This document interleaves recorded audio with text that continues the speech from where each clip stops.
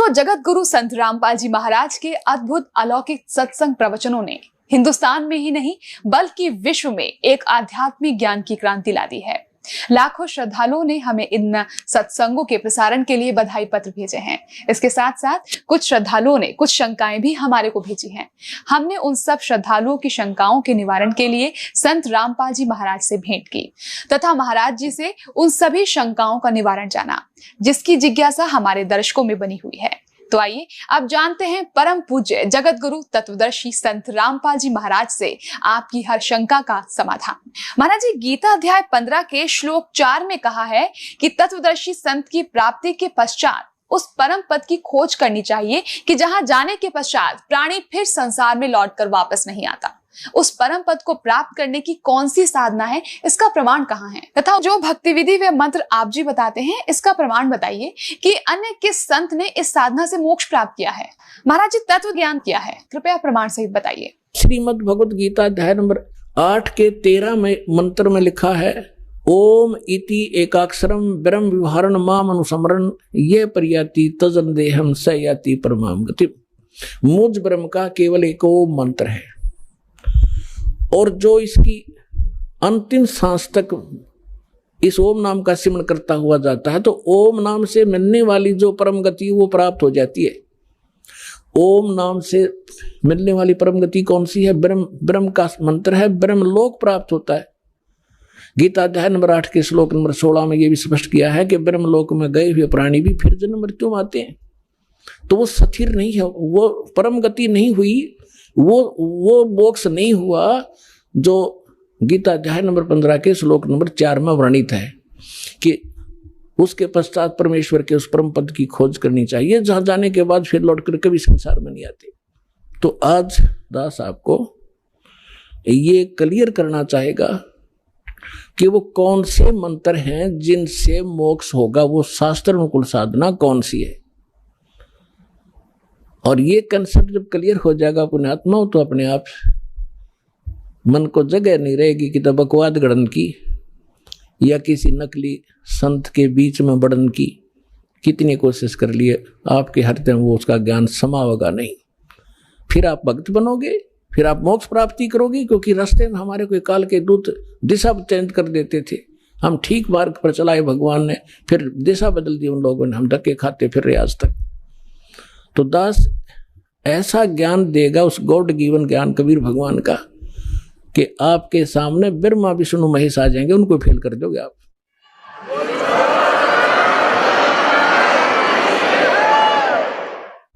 तो सबसे पहले आपको दिखाते हैं कि हमारे पवित्र सदग्रंथ जिनको हम शिरोधार्य मानते थे वो कौन सा मंत्र बताते थे और हमारे नकली धर्मगुरु हमें कौन से मंत्र रटवाते थे। श्रीमद् भगवद गीता में और वेदों में जो मंत्र है वो शास्त्र अनुकूल साधना, उसके अतिरिक्त कोई बनाता वो सत साधना नहीं है। अब ये प्रश्न हो गया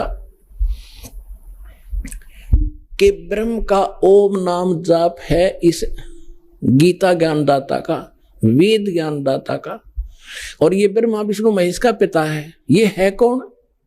ये खुद कहता मैं ब्रह्म हूं। अब इसका निष्कर्ष श्री देवी भागवत करेगी। एक समय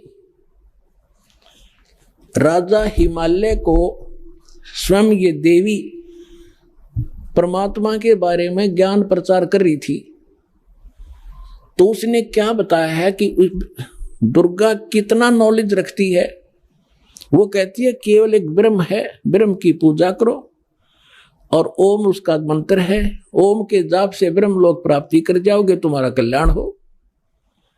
अब देखो श्रीमद् देवी भागवत सचित्र मोटा टाइप, गीता प्रेस गोरखपुर से प्रकाशित है।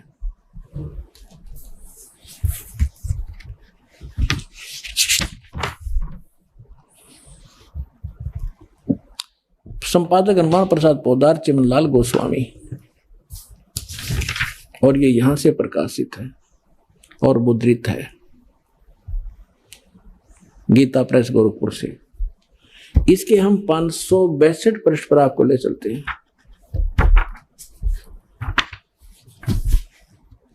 ये देखिएगा, ये 7वां स्कंद है, 7वां स्कंद संक्षिप्त देवी भागवत 562 पृष्ठ पे है। देवी के द्वारा हिमालय को ज्ञानोपदेश, ब्रह्म स्वरूप का वर्णन। श्री देवी जी कहने लगी, पर्वतराज, ये पहले तो अपने बारे में कहती है, फिर कहती है नहीं, यदि तुम्हें पूर्ण मोक्ष चाहिए तो यहां बताती है उस ब्रह्म का क्या स्वरूप है, यह बतलाया जाता है। जो प्रकाश रूप, सबके अत्यंत समीप में स्थित, हृदय रूप गुहा में स्थित होने के कारण गुहाचर नाम से प्रसिद्ध है, महान पद अर्थात परम प्राप्य है। अब यहां थोड़ा सा लेंगे, वह परम सत्य और अमृत अविनाशी तत्व है सौम्य। उस वेदने योग्य लक्ष्य का तुम वेदन करो, मन लगाकर उसमें तन में हो जाओ। सौम्य उपनिषद में कथित महान अस्त्र धनुष लेकर उस पर उपासना द्वारा तीक्ष्ण किया हुआ बाण संधान करो, और फिर भावनागुत चित्त के द्वारा उस बाण को खींचकर उस अक्षर रूप ब्रह्म को ही लक्ष्य बनाकर वेदन करो। प्रणव ओम धनुष है, जीवात्मा बाण है, और ब्रह्म को उसका लक्ष्य कहा जाता है। अब यहां कहा उस एकमात्र परमात्मा को जाने। देवी अपनी पूजा भी मना करती है, मेरी भी नहीं करनी, केवल एकमात्र परमात्मा को ही जाने, दूसरी और सब बातों को छोड़ दे। यही अमृत रूप परमात्मा के पास पहुंचाने वाला पुल है। संसार समुद्र से पार होकर अमृत स्वरूप परमात्मा को प्राप्त कराने का यह सुलभ साधन है। आगे, इस आत्मा का ओम के जप के साथ ध्यान करो। इससे अज्ञान में अंधकार से सर्वथा परे और संसार समुद्र से उस पार जो ब्रह्म है उसको पा जाओगे, तुम्हारा कल्याण हो।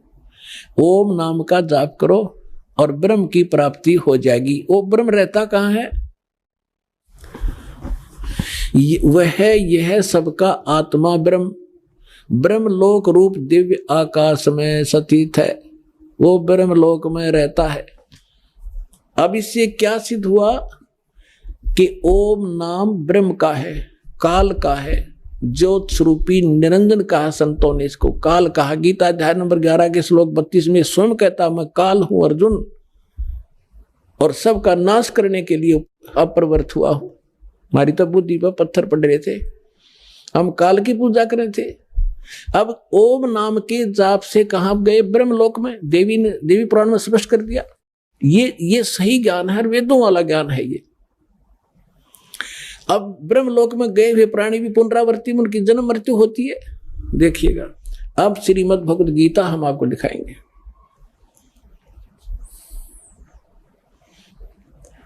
आठवें अध्याय का आपको 16वां मंत्र दिखाते हैं। 13वां मंत्र ये देखिएगा, ये है गीता, श्रीमद् भगवद गीता अध्याय नंबर 8 का और श्लोक नंबर 13 नीचे। इसमें ये गीता ज्ञानदाता ब्रह्म ही है, ब्रह्मा विष्णु महेश का पिता है ये। ओम इति एकाक्षरम ब्रह्म विहरण माम अनुसमरण ये परियाति तजन देहम सयाति परमाम गतिम। मुझ ब्रह्म का, ये है माम ब्रह्म, मुझ ब्रह्म का। ओम इति एकाक्षरम, केवल ये ओम अक्षर है यह है, और उच्चारण करके सिमरण करता हुआ ये परियाति तजन देहम, जो शरीर छोड़कर जाता है, सयाति परमाम गति। ओम से मिलने वाली परम गति, इस ओम से मिलने वाली परम गति प्राप्त होती है। क्या होती है? ये सिद्ध हो गया कि ब्रह्म को प्राप्त हो गया, वो ब्रह्म लोक में रहता है, यानी ब्रह्म लोक प्राप्ति। गीता अध्याय नंबर 8 के श्लोक 16 कि ब्रह्म को प्राप्त हो गया, वो ब्रह्म लोक में रहता है, यानी ब्रह्म लोक प्राप्ति। गीता अध्याय नंबर 8 के श्लोक 16 में क्या कहा है? 8 के 16 में कहा कि अर्जुन, ब्रह्मलोक पर्यंत, ब्रह्मलोक तक सभी लोग पुनरावृत्ति में हैं। यहां देखो, पुनरावृत्ति का इन्होंने यहां आगे विवरण दिया है। पुनरावृत्ति माने जिनको प्राप्त होकर पीछे संसार में आना पड़े, ऐसे पुनरावृत्ति कहते हैं।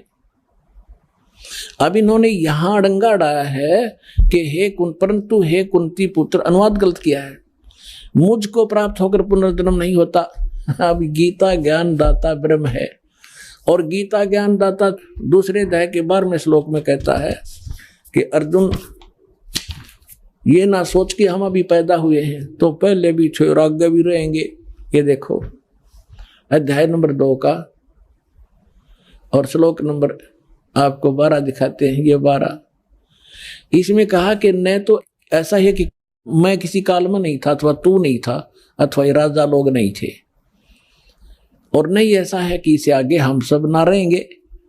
अब देखे चौथे अध्याय के 5 और 9 में ये खुद कहता अर्जुन, तेरे और मेरे बहुत जन्म हो चुके, तू नहीं जानता मैं जानता हूं।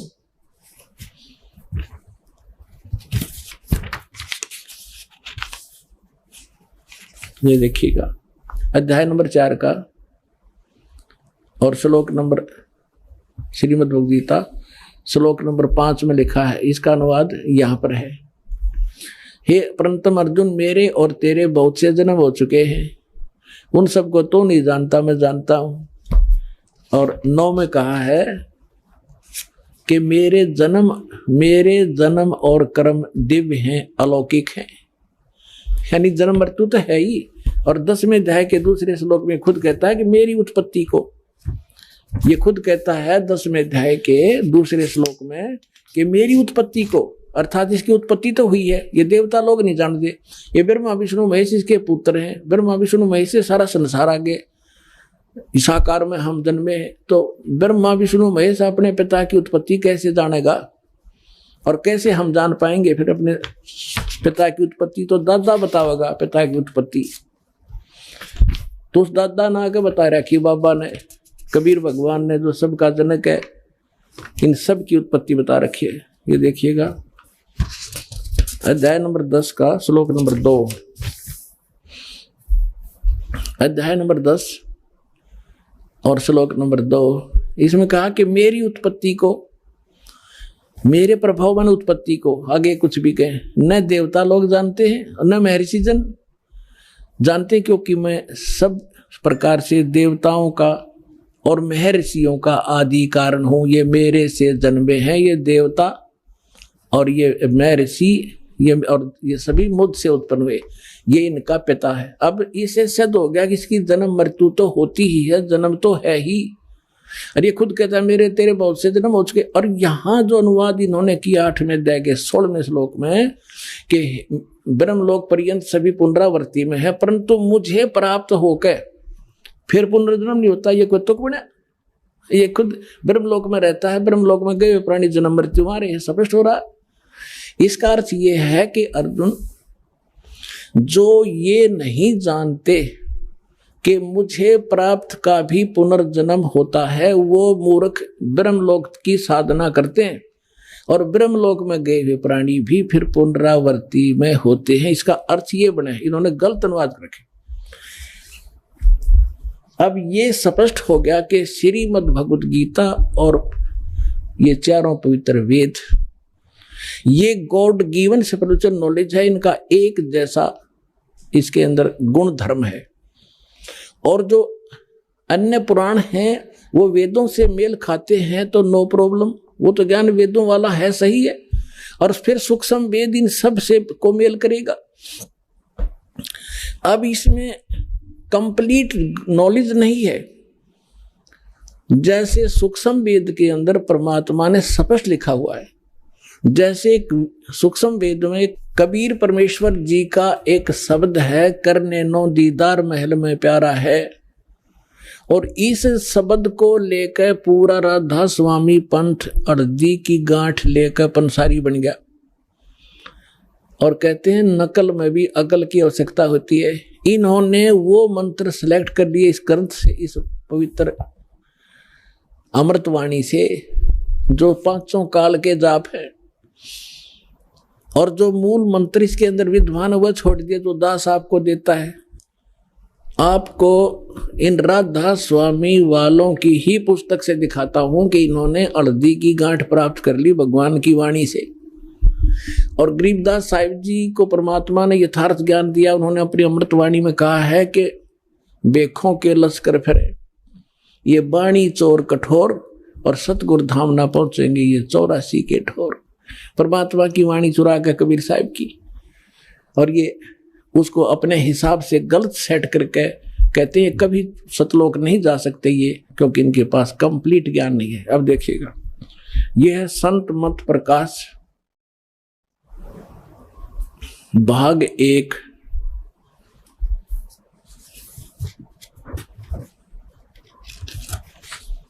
संत मत भाग प्रकाश एक, और इसके कौन है राइटर? ये हैं बाबा सावण सिंह जी, महाराज सावण सिंह जी। और कहाँ से ये छपा है? संत मत प्रकाश भाग एक, महाराज सावण सिंह जी, राधा स्वामी सत्संग व्यास। प्रकाशक है जगदीश चंद्र सेठी, सेक्रेटरी राधा स्वामी सत्संग व्यास, डेरा बाबा जैमल सिंह, पंजाब। ये सारे सर्वाधिकार सुरक्षित है। मुद्रक Ajanta offset and packaging limited. इसके देखिएगा,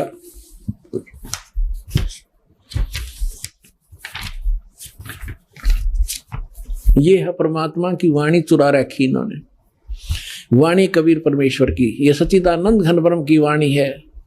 करने नो दीदार महल में प्यारा है, काम क्रोध मद लोभ विसारो, शील संतोष क्षमा सत धारो, मद मांस मिथ्या तज डारो, हो ज्ञान घोड़े असवार भरम से न्यारा है। दो तीन नेति बस्ती पाओ, आसन पदम युगत से लाओ, कुंभक कर रेचक करवाओ, पहले मूल सुधार कार्य हो सारा है। अब यहां तक तो योगियों का बताया, फिर आगे बताया है कि मूल कमल दल चतुर बखानो और किलियंग, इन्होंने अपना आत्मा, यही तो खेल था दाता का। धर्मदास मेरी लाख दुहाई, ये मूल ज्ञान कहीं बार न जाई, मूल ज्ञान बाहर जो पढ़ी, ये बिचली पीढ़ी हंसनी तरही, मूल ज्ञान तब तक छुपाई, जब लग द्वादश पंथ ना मिट जाई। तो परमात्मा ने यहां क्या है, ये किलियम है और लिख दिया किलियंग। जैसे आगे बताऊंगा उस समय आने पर। अब यहां ये विचलित हो गए, और ये शब्द है किलियम, जो दास आपको उपलब्ध कराता है। देखिएगा, अब ये है, इसका वर्णन है परमात्मा की अमरवाणी में। ये जो चित्र आप देखिएगा, अपने आत्माओं जैसे, अब आप बालक नहीं रहने देना दास ने आपको। जैसे पहले कहाँ सत्संग में जाते थे, 5-4 ये बात परमात्मा की वाणी ले लेते, या अपने हिसाब से सेटिंग कर लेते, बजले रे भगवान तेरा काम आवेगा, बजले रे भगवान तेरा काम आवेगा, ये गा के 5-4 बात और पढ़ कर लापसी उठ जाया करते थे। अब ये तो हमने पता लग गया कि भगवान एक बहुत ही जरूरी है, हमारे जीवन का मूल उद्देश्य है। और ये भी हमें पता है कि परमात्मा में क्या गुण है। जैसे किसी का रोग है और कोई कह रहा भाई खा ले दवाई रोग कट जाएगा, खा ले दवाई रोग कट जाएगा, ना तो उसने न पता रोग क्या है, और ना उस दी का पता, उसने गाय जाओ खा ले रे दवाई रोग कटेगा, खा ले रे दवाई रोग कटेगा। अब हमने पहले ये देखना है रोग क्या है और फिर उसकी औषधि कौन सी है, तो तब हम गीत गाओ चाहे ना गाओ, फिर फांकी लगाओ, रोग कट जाएगा। अब सबसे पहले आपको ये विश्वास दिलाया जा रहा है कि कौन सी औषधि है जो इस रोग ने काटेगी।